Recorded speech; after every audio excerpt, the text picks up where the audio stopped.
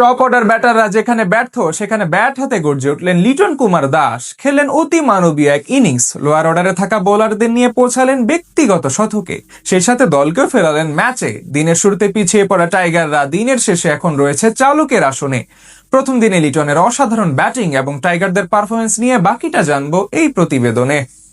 সিরিজে এগিয়ে থাকা বাংলাদেশ দ্বিতীয় টেস্টে মাঠে নেমেছিল পাকিস্তানকে হোয়াইট ওয়াশ করার লক্ষ্য নিয়ে। তবে সিলেট টেস্টের প্রথম দিনটা টাইগারদের জন্য ছিল কিছুটা হতাশার। টপ অর্ডারের ব্যাটাররা ছিলেন ব্যর্থ, তবে লিটন দাসের দারুণ ইনিংসে ঘুরে দাঁড়ানোর চেষ্টা করেছে লাল সবুজেরা।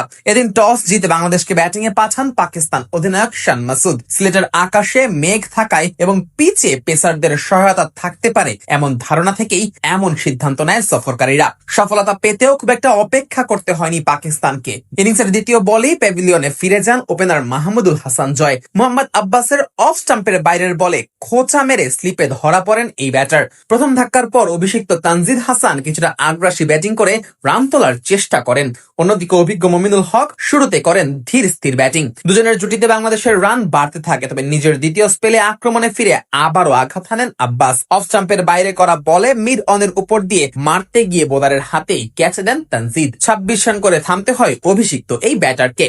এরপর কিছুক্ষণ মমিনুল ও অধিনায়ক নাজমুল হোসেন শান্ত ইনিংস সামাল দেওয়ার চেষ্টা করেন, কিন্তু পাকিস্তানের আরেক পেসার খুররাম শাহজাদের একটি স্ট্যাম্পে থাকা বল বুঝতে না পেরে বোল্ড হয়ে যান মমিনুল। তার ব্যাটে আসে 22 রান। প্রথম সেশনের শেষ দিকে দেখে শুনেই খেলেন শান্ত ও মুশফিক। তাদের সাবধানী ব্যাটিং এ 26 ওভারে 3 উইকেট হারিয়ে 101 রানে লাঞ্চ বিরতিতে যায় বাংলাদেশ। লাঞ্চের পর পাকিস্তানি বোলারদের নিয়ন্ত্রিত বোলিং এ রান তোলাও কঠিন হয়ে পড়ে টাইগারদের জন্য। এই চাপের মধ্যেই একের পর এক উইকেট হারায় টাইগাররা। অফ স্টাম্পের বাইরে করা বলে দ্বিধায় পড়ে খেলতে গিয়ে উইকেটের পেছনে ধরা পড়েন শান্ত।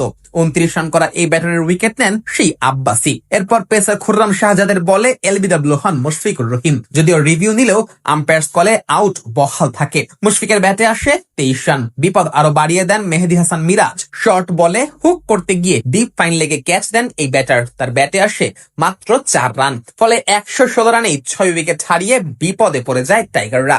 এই অবস্থায় দলের হাল ধরেন wicket keeper batter Liton Das. তার সঙ্গে যোগ্য সঙ্গ দেন স্পিনার তাইজুল ইসলামও। লিটন অবশ্য বেশিরভাগ বল নিজেই খেলেন এবং তাইজুলকে যতটা সম্ভব কম স্ট্রাইক দেন। কখনো কখনো ওভারের প্রথম বলেও সিঙ্গেল নেননি তিনি, যাতে তাইজুলকে স্পিনারদের বেশি খেলতে না হয় এবং ইনিংস বড় করা যায়। বাজে বল পেলেই বাউন্ডারি মারেন লিটন। ধীরে ধীরে জুটি বড় হতে থাকে। আর কোনো উইকেট না হারিয়ে চা বিরতিতে যায় বাংলাদেশ। চা বিরতির পর অবশ্য তাইজুলকে বিদায় করেছেন সাজিদ। 16 রান করে বোল্ড হন এই ব্যাটার। তাসকিনও বিদায় নেন ব্যক্তিগত 7 রান করে। তবে ততক্ষণে ব্যক্তিগত 50-র দেখা পেয়ে যান লিটন কুমার দাস।